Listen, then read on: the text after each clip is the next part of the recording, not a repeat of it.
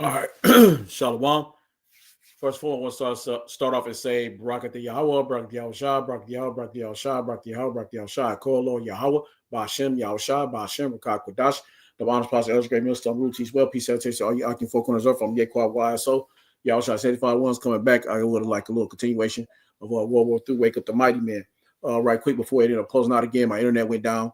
And call Lord Yahweh, Shema Shada, it went down because I was able to go find my scripture that I needed.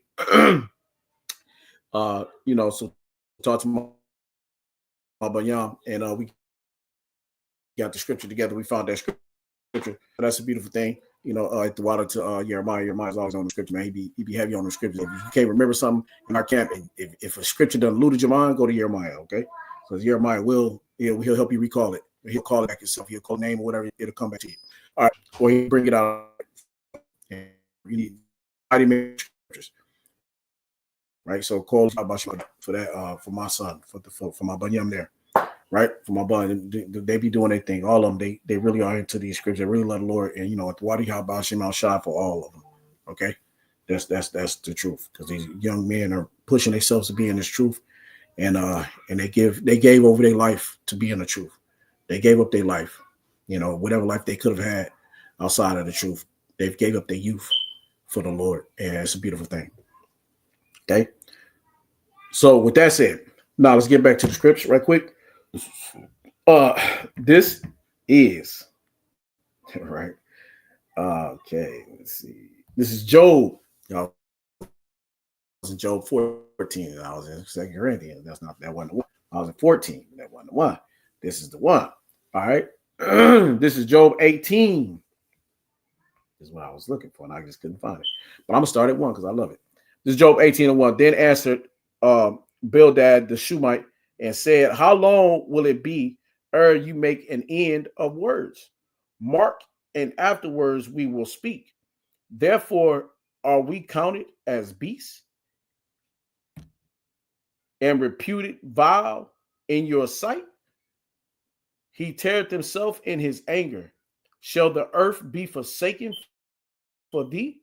And shall the rock be removed out of his place? So, what are we going to be to the Lord? Are we going to be vile forever to the Lord? Are we going to be those things that the Lord has just forsaken and just could give a shit less about?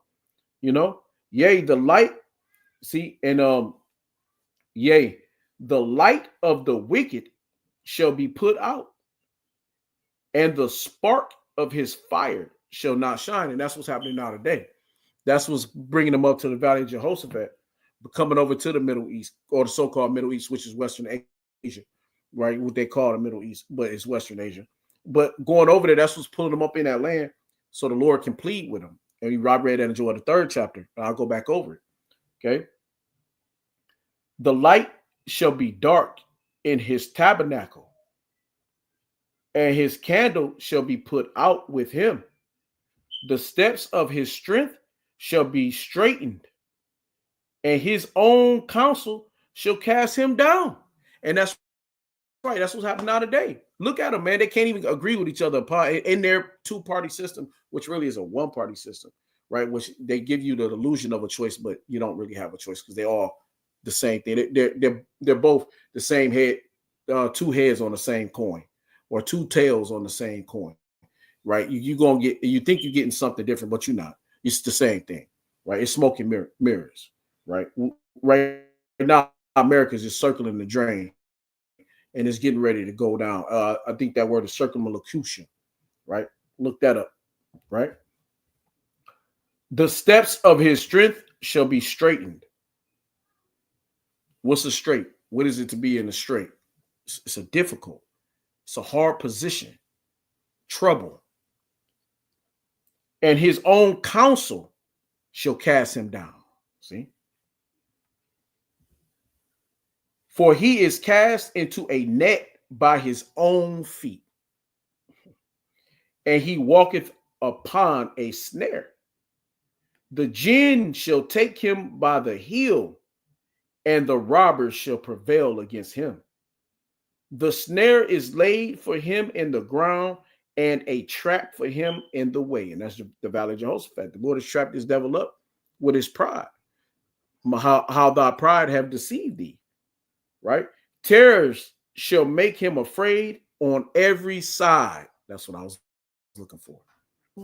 See, terrors shall make him afraid on every side, and shall drive him to his feet. His strength shall be hunger bitten, and destruction shall be ready at his side. So it's, so when you get to the understanding of what Joel the third chapter, that's Joel the third chapter. That's the valley of the Jehoshaphat. Wake up the mighty man, bring him hither, bring him to the valley, bring him to the war, right? Bring him to the war, because we gonna bring him, we gonna break him down. We're gonna take his pride from him. Okay, his pride is gonna come from him. All right. His confidence shall be rooted out of him.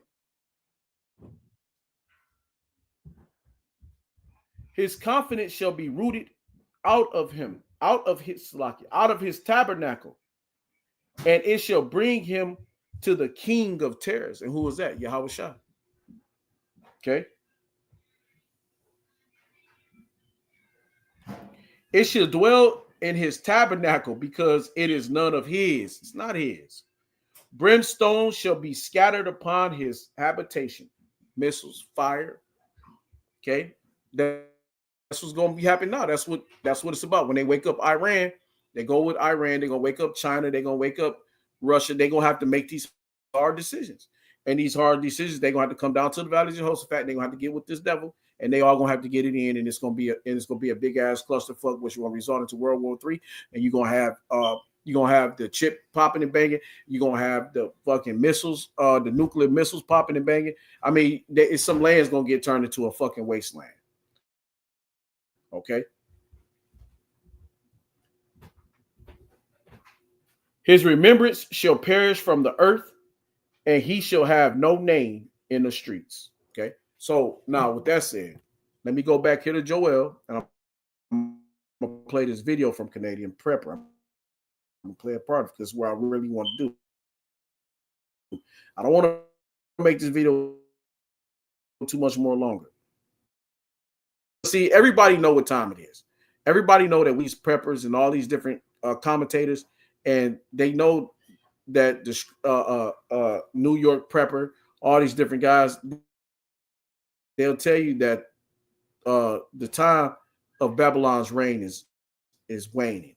Okay, it's waxing old, and it's coming to an end. So this is Joel the third chapter, verse 9. Proclaim ye this among the Gentiles. Prepare war. Prepare, and that's what they're doing. They're preparing war. They're building up the all the missiles, all the tanks, all the planes, all the ships, all the men. They're getting them ready. They're building up to get to the big battle. Okay, prepare war. Wake up the mighty men. Okay, Salaki. Let me see something. So I make sure I'm still rolling. Yeah, okay, come. Prepare war. Wake up the mighty man.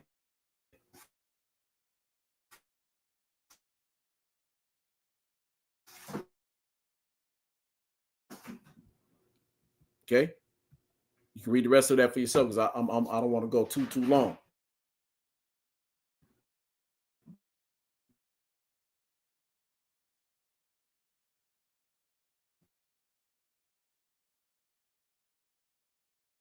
But that's just in a right. That's right.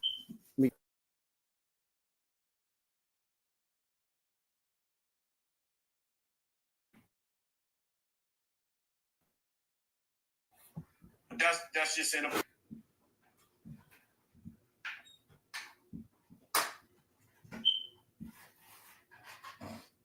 That's just in a.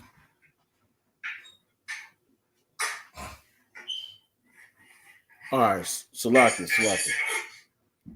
All right, so I'm back on. I'm back on. Keep, like I said, internet is going.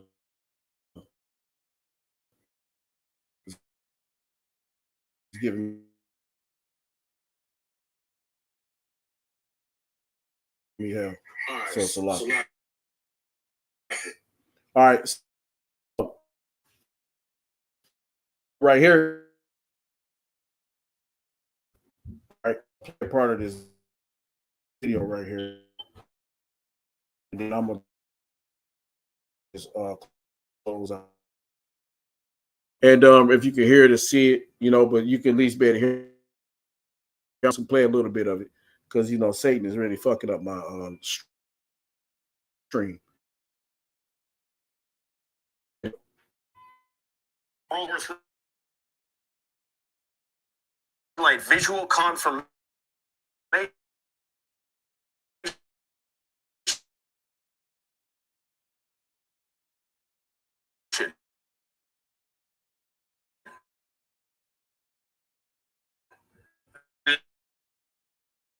have a large mass of air power at the Indian or en route. These are ostensibly for the purpose of targeting Iran's nuclear facilities, but the jury is still out on precisely what their purpose is meant to serve. Is this just strategic posturing, or are they actually going to do it? Most seasoned military analysts are of the belief that this is it. In fact, I was talking to a Washington insider today, and I will publish that interview tomorrow. He says that not only does Washington believe that the Iranians already have nuclear weapons, despite what Tulsi Gabbard has recently stated in her intelligence brief. In fact, she contradicted herself numerous times when giving that testimony, if you can call it that. In fact, they believe that they have nuclear weapons already. Now, whether or not they do, whether or not they should, these are dilemmas and debates that can be had at another time. The fact of the matter is, they are preparing, and they've been amassing bombs in Israel for the longest time. Prepare. Wake up your mighty man. Prepare for Lebanon, war. Syria, and the Gaza Strip. But the amount of ordnance that the Israelis have been amassing, and the MOABs that have been given to the Israelis as well, signal that it very well could be the case that Israel is going to first move in through this new neutralized airspace that has been gained by the fall of Syria. They'll be able to fly their fighter jets through here and into Iran. Now, of course, they could go through Jordan, they could go through Iraq, they could go through Saudi Arabia. But then those countries risk retaliation from Iran. Now, it's very likely that regardless of the outcome, eventually these countries are going to be implicated in some way, shape, or form, despite the scale and scope. Not even during the Cold War, I would imagine that not even the scale. I just want to get to this one part. Constructive rules, and Iran does have the capacity to level every U.S. military base within the region with ease. Of course, yesterday, I showed you the video that showcased Iran's most recent subterranean complex in which they're preparing for nuclear Armageddon, okay? Never before have we seen complexes of this scale and scope. Not even during the Cold War, I would imagine that not even... All right. So that's the point, okay? That's the point, right? You look there, and if you can see, all that along the walls is missiles, preparing for war. All the missiles, tunnels for tunnels for tunnels for tunnels of missiles, artillery, all destruction, right? Go back to Joel, the 3rd chapter, prepare for war. Wake up your mighty man, okay? So, hey, look, I'm Ye Quiet for a while, so y'all shot 75 ones. I want to get a couple other scriptures, but my internet ain't working right, so I don't know how much of this I was able to even get on. So hopefully, this was edifying. Hey, be watchful, stay on your watch. You know what I mean? Be on your watch, because reality is we don't know when this thing is gonna go. Okay, we don't know when this thing is gonna blow off. It could be a month, it could be a week, it could be 4 days, it could be 3 months, 6 months. We don't know when the top is gonna blow off. All right, but let me leave you with a couple of scriptures that I was thinking I had in my head I wanted to go into. Jeremiah 46, Jeremiah 50, 51, Jeremiah 40, because he tell you get ready, prepare yourself. So hey, because I got that. Let me get this right quick. Let me go. This is Ezekiel 38:7. Get ready, prepare yourself, you and all guard. So you got to get ready because the war is here, war is coming, and you got to be ready for what's about to take place. Okay, this is not a playtime. Jeremiah 46. Deploy your shields, small and large. Advance your battle. Harness the horses. Mount the steeds. Take your positions with helmets on. Polish your spears. Put on armor. So, hey, this time we in. We in time of war. This is war, man. Okay? There's a time and place. Ecclesiastes tell you there's a time and place for all things. Time, place to laugh. Time, place to be happy. Time, place to mourn. Time, place to be sad. There's time, place for war. There's time, place to kill. And we're in that time. Okay? Revelation 19:19. All right? When you wage war against the one stand on the horse and against his army. This is coming. They're going to try to wage war against Yahushua. They wage war against each other. Okay? Another good one is Isaiah the 13th chapter. Okay? That's a good one to read. I have commanded my sanctified ones, and that's who we are. You know, Kolo Yahabashimashai, we have our name, Yahushua, sanctified ones. That's not saying that this makes us the sanctified ones. Just, beautiful that we got a part of that name in there. You know, that's through the Spirit of the Lord. When you're trying to be a man, Lord, the Lord give you keys like great millstone. What is a great millstone? Grinds them to powder. Okay, and that's what great millstone has been doing to every camp and to all the heathen nations and to Esau, Edom, been grinding them into powder. Every video, day by day, so it's a beautiful thing, right? So I have commanded my sanctified ones. I have even summoned my warriors to execute my wrath and exalt in my triumph. Listen, a tumult on the mountains, like that of a great multitude. Listen, an uproar among the kingdoms, like nations gathered together. The Lord of hosts, Yahweh Shai of armies, is mobilizing an army for war. All right, man. Say, hey, look. So I'm Yaquan for why I saw Yahweh 75 ones. That was Isaiah 13 chapter. I'll just let you know that was Isaiah 13 and 3 through 4, 3 through 5, 3 through 4. Hey, with that said, I did for Salakia. Yeah, I read the one from Job 18. I found that was Job 18 because he is in trouble. The wicked, the light should be put out. The wicked, matter of fact, it's one in Proverbs. Matter of fact, while I'm thinking about it, just to see, it would have came to me had I had the time to think about it. But it's all right. But how about Shema Shah for the Banyan, right? But I just thought about another right quick. Let me get this scripture for it. This is gonna be my closing out scripture because it's basically says the same thing as Jeremiah. It basically says the same thing as Job. Job 18 chapter, but let me get this one. This is Proverbs the 13th chapter. Okay, this is Proverbs 13, and it's about 7-8. Give me a second. Proverbs 13 and I'm sorry, the 7th. Proverbs 13 and 7. There is that maketh himself rich, yet have nothing. There is that maketh himself poor, yet have great riches, and that's us. Esau Edom make himself rich, but he got nothing. And the elect, the hopeful elect, we have been made poor, but yet we have great riches. The ransom of a man's life are his riches, but the poor, Salakia, the ransom of a man's life are his riches, but the poor heareth not rebuke.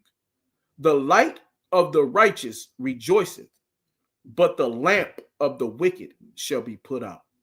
So, hey, with that said, Barakat Yahweh, Barakat Yahweh Shai, Barakat Yahweh, Barakat Yahweh Shai, call Lord Yahweh, Bashem, Yahweh Shai, Bashem, Rikat Kodash, double honors, prosper, El's great millstone, rule, teach, well, peace, salutation to all you Aki folk on this earth. I'm Yekwa YSO, Yahweh Shai, 74 ones. I'm out here. Take care.